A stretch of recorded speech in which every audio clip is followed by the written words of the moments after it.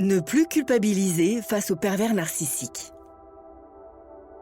La culpabilisation fait partie des ressorts de la manipulation affective. Il est difficile de se libérer d'un pervers narcissique tant que l'on reste prisonnier de ce sentiment complexe. La thérapie aide à remonter à ses sources pour la relier aux abus dont l'on est victime quand une emprise perverse s'installe. Cette réflexion est tirée d'un article du site internet www.pervers-narcissique.com dirigé par Pascal Couder, psychanalyste et psychologue clinicien, co-auteur de l'ouvrage de référence « La manipulation affective dans le couple, faire face à un pervers narcissique ». Depuis plus de 30 ans, Pascal Couder et son équipe de thérapeutes, spécialistes des questions autour de la manipulation sentimentale, prennent en charge les victimes de PN francophones partout dans le monde grâce à la vidéoconsultation. Rendez-vous sur pervers-narcissique.com pour accéder gratuitement à une multitude de ressources précieuses. Culpabilité, faille narcissique et pervers narcissique. Pour se libérer d'un pervers narcissique, il faut arriver un jour à sortir de ce sentiment hautement toxique qu'est la culpabilité. La culpabilité crée un trouble inextricable dans lequel les victimes s'empêtrent. Elle surgit sous la forme d'une souffrance émotionnelle perturbante à un double niveau.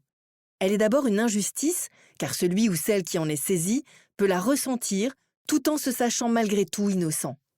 Mais, mystérieusement, il reste prisonnier de son affect.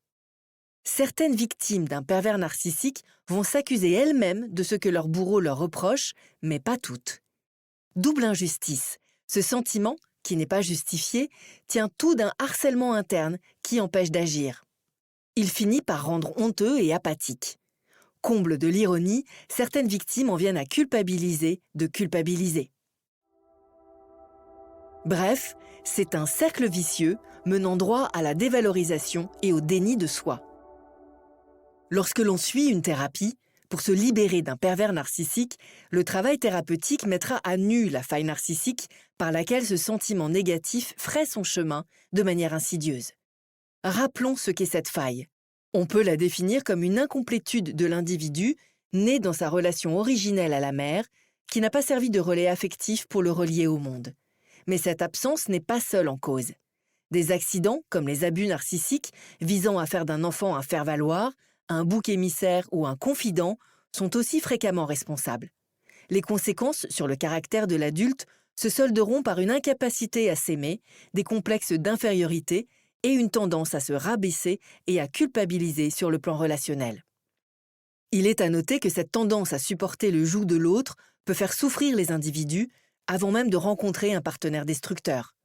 Elle peut être inconsciente et enfouie, mais une relation toxique avec un manipulateur la révélera toujours.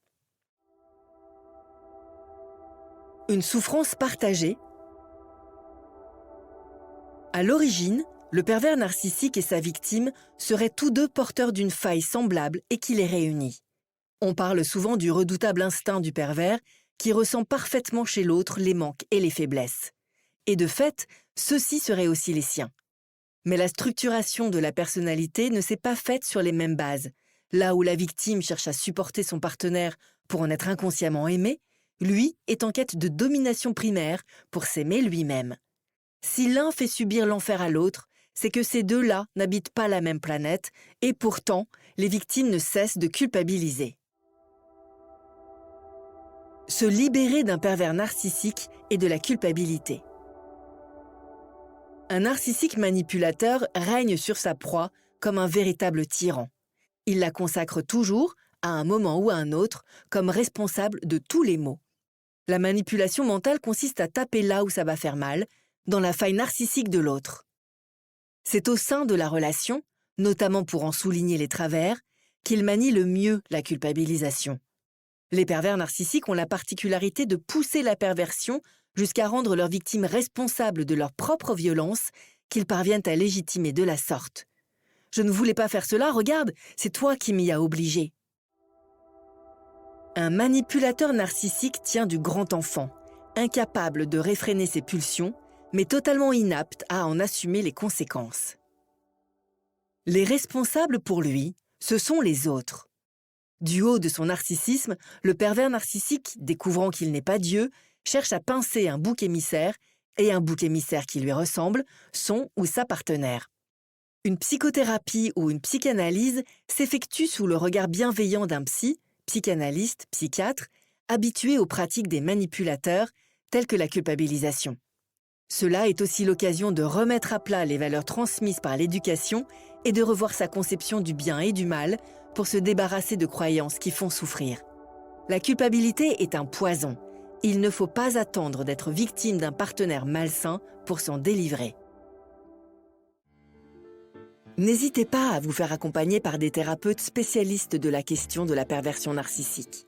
Rendez-vous sur www.pervers-narcissique.com et trouvez-y de nombreux conseils sur comment gérer la séparation, comment gérer l'après, la reconstruction, et vous pourrez également rentrer en contact avec un membre de l'équipe. Ne restez pas seul. Merci d'avoir écouté ce podcast. Rendez-vous très prochainement pour un nouvel épisode. N'hésitez pas à vous abonner pour ne rien manquer des prochaines publications. À très bientôt.